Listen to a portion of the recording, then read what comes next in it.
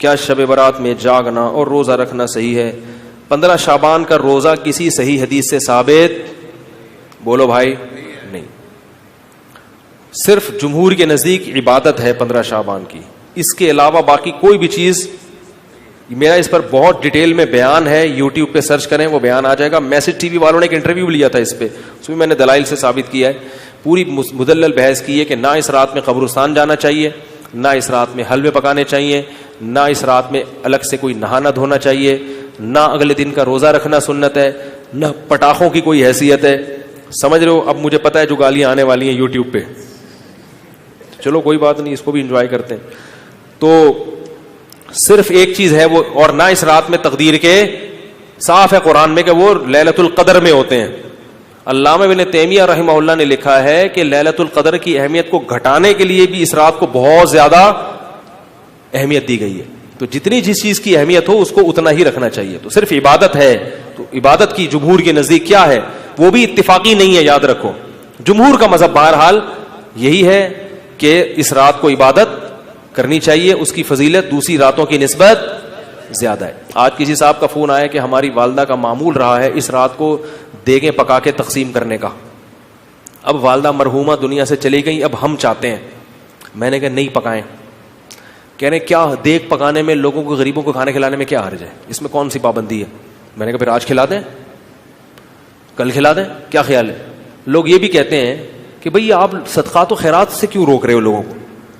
بھائی صدقات و خیرات, جیسے لوگ کہتے ہیں نا بکرے کے صدقے میں کیا خرابی ہے. ابھی پھر کوئی صاحب مجھ سے الجھ گئے کہ آپ کیوں کہتے ہو صدقے کا بکرا بدعت ہے, اگر کوئی بکرا کھلا رہا ہے تو کیا خرابی ہے؟ میں نے کہا سوال پیدا ہوتا ہے, جب غریب آدمی کو بکرے کے پیسوں میں زیادہ دلچسپی ہے تو آپ کو کیا تکلیف ہے کہ آپ اس کو بکرا کھلائیں؟ اس کا مطلب آپ بکرے کو کیا سمجھ رہے ہو, الگ سے کوئی فضیلت سمجھ رہے ہو بکرے میں. شریعت میں جس چیز کی الگ سے کوئی فضیلت نہ ہو اس کو الگ سے پروٹوکول دینا یہ بدعت ہے یا نہیں ہے؟ غریب آدمی کو کہہ رہے یار 20,000 کا بکرا لے کے دے دیا تم نے مجھے, تو مجھے 20,000 روپے دے دیتے. اگر آپ کہتے ہو اس کے کھانے کی حاجت ہے تو راشن ڈلوا دو.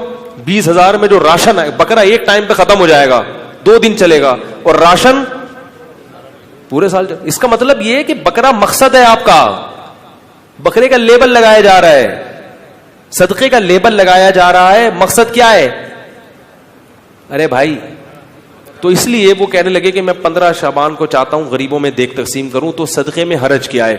میں نے کہا بالکل کوئی حرج نہیں ہے, لہذا کل دیگ آپ تقسیم کر دیں, اگر آج لیٹ ہو گئے تو کل کر دیں. کہہ رہے نہیں کل نہیں, میں 15 کو کروں گا. میں نے کہا اس کا مطلب ہے کہ صدقہ اصل نہیں ہے, 15 شعبان کو اس طریقے سے منانا اصل ہے. تو جب شریعت میں نہیں ہے تو آپ کیوں اس رات کو صدقے کے حوالے سے پروٹوکول دے رہے ہو؟ جب نہیں ہے, اس میں کسی صحابی نے نہیں یہ کام کیا, اس رات کو دیگیں پکائی ہوں یا نہائے دھوئے ہوں یا کھانا کھلایا لوگوں کو. جو کام کرنے کا آؤ چپکے سے مسجد میں کسی کونے میں کھڑے ہو کر عبادت کرو, یا اپنے گھر میں جا کے. ممکن ہے آپ کہیں کہ صدقہ بھی تو عبادت ہے, تو چپکے سے کسی غریب کو دے دو نا پیسے. کیا خیال ہے؟ جتنے پیسے دیگ میں خرچ ہوں گے تو بھائی چپکے سے کسی غریب کو جا کے دے دو. تو تہواروں میں کھلایا پلایا جاتا ہے. میں نے کہا عید کے دن کھلائیں, آپ لوگوں کو تہوار ہے, بقرعید میں کھلائیں, صحیح ہے نا, افطاری میں لوگوں کو کھلائیں, یہ کھلانے کا موقع ہے. آپ 15 شعبان کی رات کو پبلک کو جب خوب مرغن غذائیں کھلائیں گے تو وہ عبادت کے لائق, وہ مرغے کھا کے کیا کریں گے, ٹن ہو جائیں گے, سو جائیں گے. تو یہ ہے.